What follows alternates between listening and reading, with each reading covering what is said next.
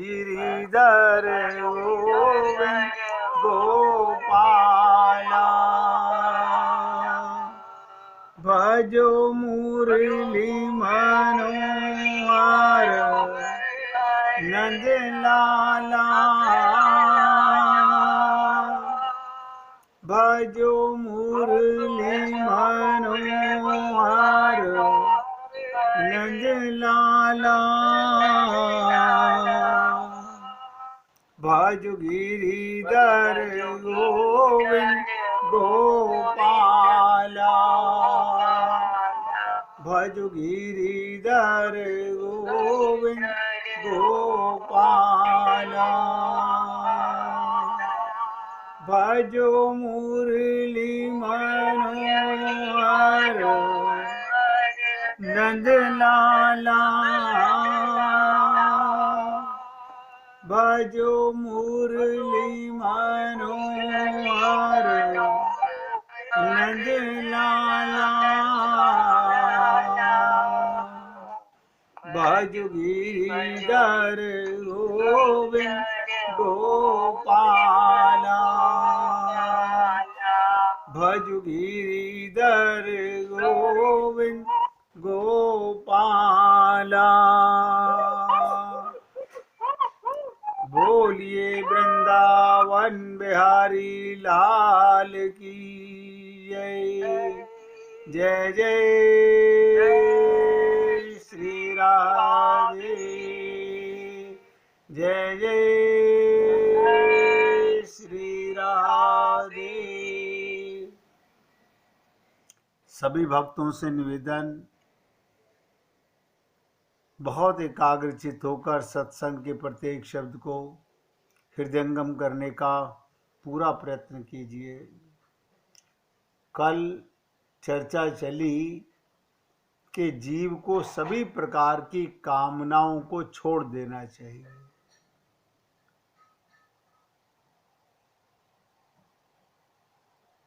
इसके ऊपर आप सबको बताया गया, जब जीव को सांसारिक वस्तुएं मिलती जाएंगी तो भगवान की कृपा का नारा लगाएगा, हम पे तो भगवान की बहुत कृपा है। जिनको वस्तुएं नहीं मिलती, सांसारिक सुख नहीं मिलता, वो कहते हैं भगवान की हम पर कृपा नहीं है। अब सोचिए, भगवान ने मनुष्य शरीर तो हमें दे दिया, लेकिन हम सांसारिक सुख, शरीर के स्वास्थ्य को भगवान की कृपा मानते हैं, और ये ना हो तो भगवान की कृपा नहीं मानते। ऐसा क्यों? क्योंकि हम लोगों ने यही महसूस किया है कि जो भी कुछ हमें मिल रहा है ये भगवान की कृपा से मिल रहा है। मैंने अनेक बार आप लोगों से निवेदन किया, ये आपकी ही प्रारब्ध की कमाई है। भगवान किसी पर कृपा और किसी पर ना कृपा ऐसा भेदभाव नहीं करते। सांसारिक सुख सुविधाओं का, शरीर के स्वास्थ्य का भगवान की कृपा से कोई तात्पर्य नहीं। आपने जैसे कर्म किए हुए थे वैसा ही फल आपको मिल रहा है। हमारे ही कर्मों का फल हमें मिलता है। पूर्व जन्मों में हमने जो जो किया वो हमें मिल रहा है। इसके लिए भगवान की कृपा नहीं, हमें स्वयं जागना होगा कि पूर्व जन्मों में मेरे कोई अच्छे कर्म नहीं रहे होंगे जिसके कारण मुझे सांसारिक सुख सुविधाएं नहीं मिल रही हैं। इसलिए बहुत एकाग्रता से समझने का प्रयास कीजिएगा। भगवान अगर सदा हमारी सुन लेते हैं, बहुत से लोग जिन्हें सांसारिक सुख सुविधाएं मिली हुई हैं वो क्या कहते हैं, भगवान हमारी तो सुन लेते हैं। जिन्हें सांसारिक सुख नहीं मिला हुआ वो कहते हैं हमारी तो भगवान सुनते नहीं, हम तो बहुत जप तप व्रत पता नहीं क्या क्या करते हैं। दोनों जीव, दोनों प्रकार के जीव गलत सोच रहे हैं।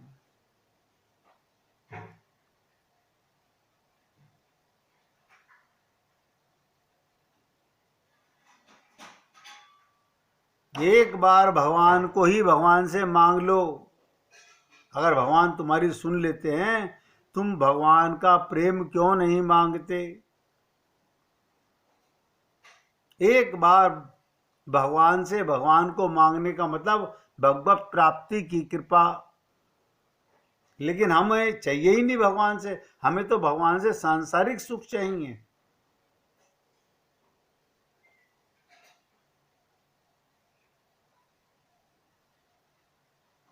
जो लोग ऐसा बोलते हैं भगवान हमारी सुन लेते हैं, वो अल्पज्ञ हैं।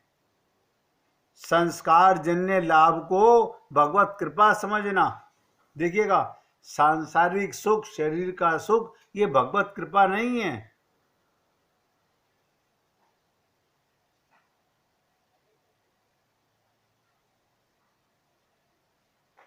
किंतु भयानक भविष्य ये है, इस भाव के कारण जब सांसारिक वासना पूर्ति का अभाव हो जाएगा, तब उपयुक्त भाव का भी अभाव हो जाएगा। यानी एक समय आएगा, थोड़ा सा भी सांसारिक दुख मिला, शारीरिक कष्ट आया, तो 1 मिनट में भगवान को कटघरे में खड़ा कर देंगे। अब भगवान की हम पे कृपा नहीं है।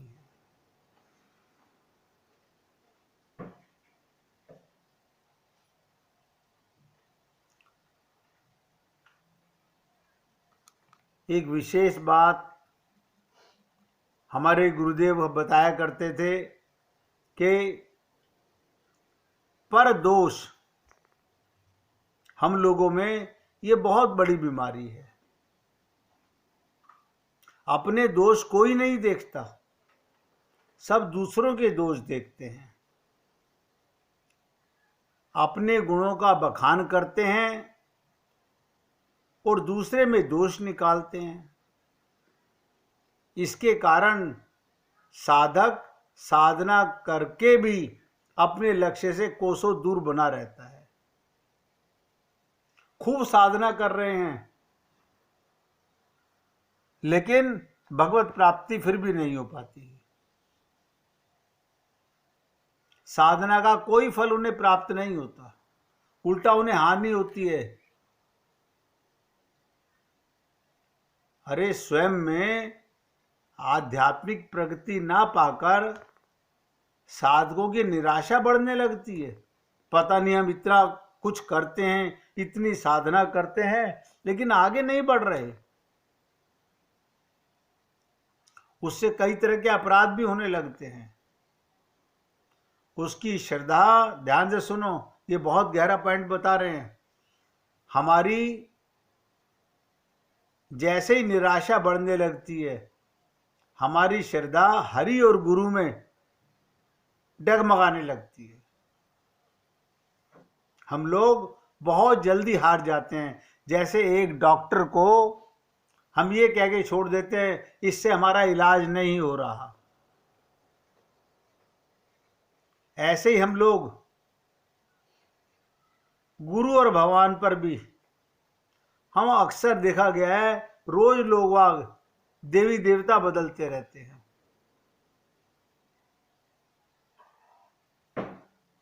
श्रद्धा हरि गुरु के प्रति डगमगाने लगती है और हरि गुरु के प्रति गलत विचार आने लगते हैं।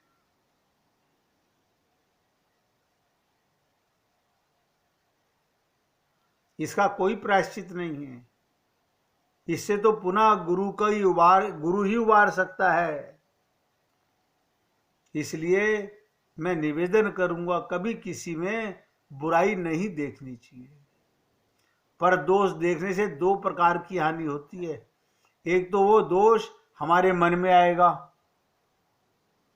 बुरा जो देखन मैं गयो, बुरा न मिलियो कोई, जब मन खोजो आपनो, मुझसे बुरा न कोई। हमारे मन में उसका दोष उसमें तो है कि नहीं है, हम में आ गया।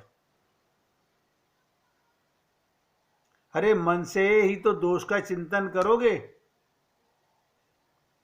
वो मन में ही तो आएगा, और मन को और गंदा करेगा, उसका दोष तो उल्टा हो गया।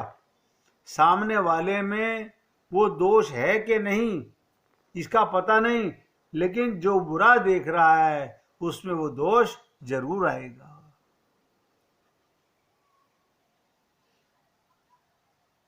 ये तो वो हाल हो गया किसी की गंदगी अपने अंदर डाल लेने से तुम्हारा मन और गंदा हो गया। तो मन से यदि दूसरे का दोष देखेंगे तो हम सदोष हो जाएंगे, ये पक्का प्रमाण मान के चलिएगा। इसलिए ये छोटी छोटी बुराइयां हम लोगों में हैं, और हम कहते नहीं नहीं हम तो किसी को बुरा नहीं कहते। जब कहते हो तो ये बातें याद नहीं रहती। हमने आपसे कल भी निवेदन किया था, अनंत जन्मों में अनंत अपराध हम लोगों ने किए, इसलिए ऐसे ही क्या कम सदोष है हमारे अंदर। हम जीव और ऊपर से दूसरे का दोष मन में लाकर इसे और गंदा करते हैं। एक तो पहली गंदगी हमारे मन में, और दूसरा दूसरे में बुराई देखकर और गंदा कर लिया। हमें तो अपने अंतःकरण को शुद्ध करना है, इस पॉइंट को सदा ध्यान में रखो। हमें अपने अंतःकरण को शुद्ध करना है, और हम उल्टा किए जा रहे हैं। दूसरे में दोष देखने से अपने में अहंकार आएगा। ऐसे ही कम अहंकार है, सोचो हमारे अंदर। कल भी मैंने कहा था हमारे अंदर हमें पता नहीं चलता कितना अहंकार है। यही अहंकार ही तो, ध्यान से सुनो, यही मूल जड़ है अहंकार, हमें 84 लाख योनियों में घुमा रहा है। इसलिए सावधानी परम आवश्यक है। यदि हम सावधान न रहें तो ये दोनों ही दोष हमारे अंदर बलवान होते चले जाएंगे। बिल्कुल इसी प्रकार से ध्यान से सुनेंगे। अपने में गुण देखेंगे तो अपने में पूछिए, मेरे को पूछे फिर इसका इलाज क्या है कि हमको अपना जब हमको एहसास हो जाए तो फिर माफी मांगनी चाहिए। हाँ बहुत सुंदर बहुत सुंदर। रियलाइज करना, अपने आप को ये मानना कि मुझसे त्रुटि हो गई, अपने प्रभु और अपने गुरु के सामने हृदय से गलती स्वीकार करो कि गुरुदेव हे भगवान मेरे से गलती हो गई, मैंने दूसरे में दोष देखा। इसका मतलब आगे फिर दोष द्वारा नहीं रिपीट करना चाहिए। अगर कोई तुमसे किसी की बुराई कर भी रहा हो, अगर कोई तुम्हारे से किसी की बुराई कर भी रहा हो तो उसके आगे हाथ जोड़ दीजिए कि भैया मुझे किसी का दोष नहीं सुनना, मुझ में कम बुराइयां हैं, बुराई सुन के मैं अपना अंतःकरण और बुरा कर लूं। बहुत अच्छी बात है। तृप्ता जी ने जो बात पूछी, क्योंकि हम सब लोग क्या सोचते हैं, अब चलो आगे से नहीं देखेंगे। ना ना ना, इतनी जल्दी सुधार नहीं आता। व्हेन यू रियलाइज इट कि हाँ मेरी गलती है, व्हेन यू फील इट, तब उसके लिए आप आगे सुधार की सोच सकते हैं। और देखिएगा, इससे बड़ी बुराई हम अपने अंदर गुण देखते हैं। मेरे में तो ये गुण है, मेरे में तो ये विशेषता है, ये भी एक दोष है। अपने में दोष नहीं दिखाई पड़ेगा, अपने में विशेषता ही दिखाई देगी। साधना तो हम करेंगे, किंतु हम इसके साथ ये भी करेंगे, चोरी चोरी हमने इतना कीर्तन किया, ये भी पाप है। मैंने इतनी साधना की, ये भी पाप है। इतना भजन किया, ये भी पाप है। मैंने इतना दान किया, लोगों को ढिंढोरा पीट रहे हैं। इसे कहते हैं स्व प्रशंसा की तुष्टि। हम बारंबार इसकी आवृत्ति करेंगे और हमें इसकी आदत पड़ जाएगी। हमें आदत है अपनी तारीफ और दूसरे की बुराई करने की। ये 99% लोगों में कमी होती है, अपनी तारीफ करना, अपनी तारीफ सुनना और दूसरे की बुराई करना। हमें आदत है इसकी, बिना बताए चैन नहीं है। अगर मैंने कहीं पर कोई दान किया है, जब तक मैं उसका ढिंडोरा ना पीट दूं, मुझे चैन नहीं पड़ेगा। दान का तो ये नियम है, एक हाथ दान कर रहा हो तो दूसरे हाथ को पता नहीं होना चाहिए परमात्मा दे रहा है। मैं तो केवल माध्यम बनाऊं देने वाला, मैं कौन देने वाला हूं। अगर देना है तो अपने दोषों का निवारण कीजिए। दिन रात हम इसी चीज में व्यस्त रहेंगे, भगवान के चिंतन का हमारे पास समय ही नहीं रहेगा। क्यों? हम लोग क्या करते हैं, जब समाज में बैठते हैं, अपने करीबी मित्रों में बैठते हैं, तो हमें दूसरे की बुराई और अपनी अच्छाई सुनने की आदत पड़ जाती है। हम तो गुणों का चिंतन कर रहे हैं, लोगों से बस यही कहते फिर रहे हैं। इसलिए ये गांठ बांध कर रखें, मन में बैठा लें। परमार्थ का जो भी काम करो, सब नोट करो, परमार्थ का जो भी काम करो उसमें ये समझो ये भगवान और गुरु की कृपा से मिल किया जा रहा है। मैं करने वाला कौन हूं?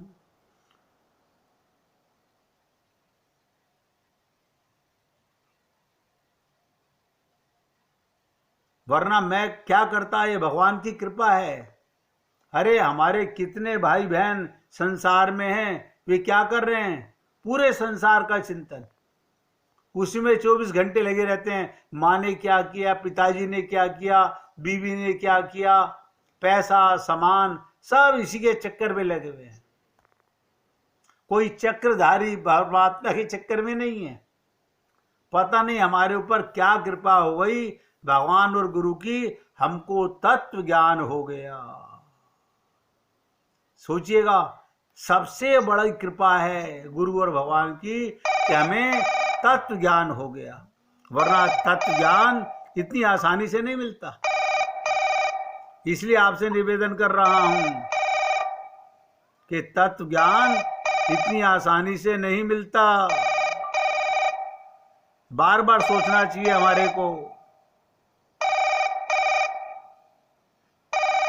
इसलिए बार बार अपने अंदर दोष देखते रहना चाहिए कि हमारे अंदर क्या दोष है। Press 1 to approve, 2 to disapprove, and 3 to collect parcel.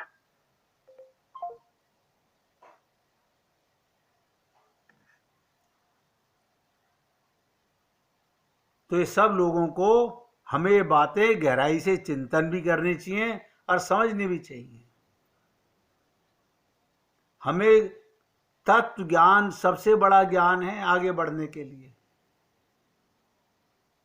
सदा अपने अंदर दोषों को ढूंढकर उन्हें खत्म करने का प्रयत्न करें। और ध्यान से सुनने का प्रयत्न कीजिएगा।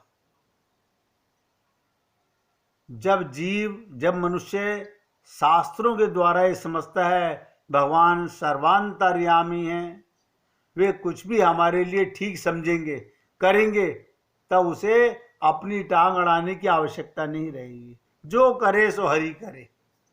क्या? जो भगवान कर रहे हैं अच्छा कर रहे हैं। पूर्ण विश्वास होना चाहिए।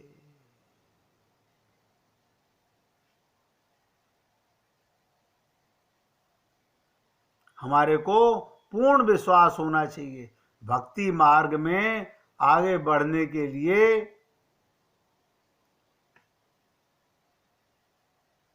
कटिबद्ध होना चाहिए। जो करे सो हरि करे। अतः यदि भगवान को सर्वंतर्यामी सर्वज्ञ समझकर ये सब उन्हीं पर छोड़ दिया जाए तो मांगने की बीमारी खत्म ना हो जाए। मांगन से मरना भला, मत मांगो कोई भीख। और मांगने की आदत भी है तो भगवान से उनकी कृपा, उनके प्रेम की भिक्षा मांगो। देखिए, काग भुसुंडी से भगवान राम ने कहा, काग भुसुंडी मांग बर, अति प्रसन्न मोहि जान। तो काग भुसुंडी चुप रहे। तो उन्होंने कहा, प्रभु अगर देना ही चाहते हो तो अविरल भक्ति, मुझे अपना प्रेम, अपनी भक्ति दो, अपनी सेवा दो। मैंने भक्त प्रहलाद के विषय में भी आप लोगों को कई बार बताया कि भगवान कह रहे हैं, बेटा वर मांगो।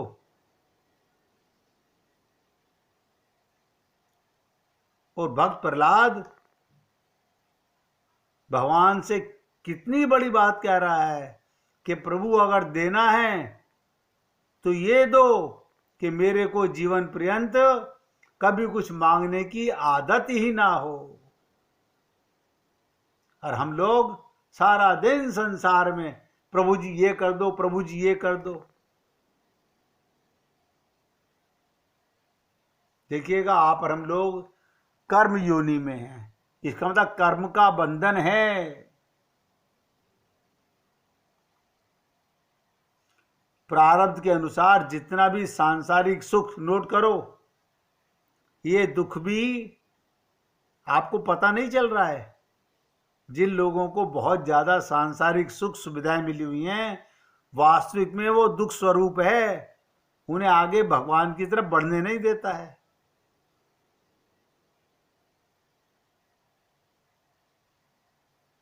जिसके भाग्य में लिखा है मिलेगा ही।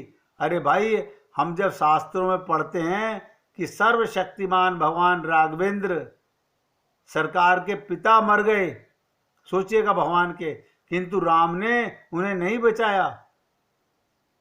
इसी प्रकार आपको बताया गया कि भगवान श्री कृष्ण, जिनके मामा, जिनका पिता महापुरुष अर्जुन अभिमन्यु को नहीं बचा सके।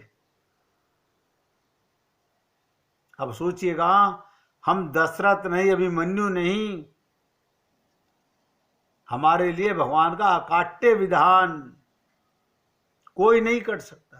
भगवान किसी के साथ अन्याय नहीं करते हैं। जैसे कर्म करेगा वैसे फल देगा भगवान। छोटी छोटी सी बातें हैं जीवन के अंदर, अगर उतार लें तो कल्याण सुनिश्चित है।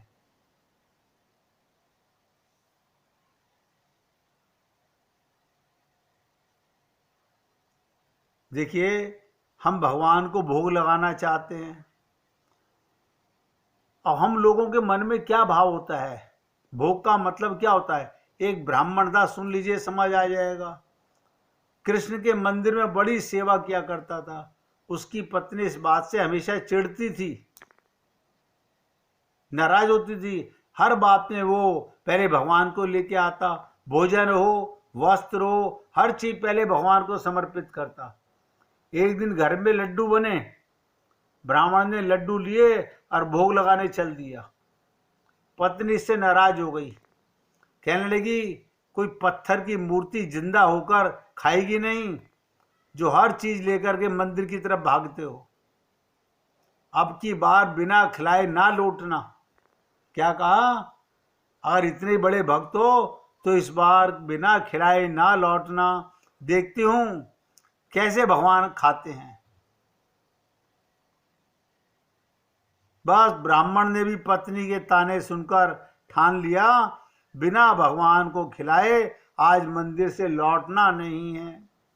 मंदिर में जाकर धुनी लगा ली, भगवान के सामने लड्डू रखकर विनती करने लगा। एक घड़ी बीती, आधा दिन बीता, ना तो भगवान आए ना ब्राह्मण हटा। आसपास देखने वालों की भीड़ लग गई।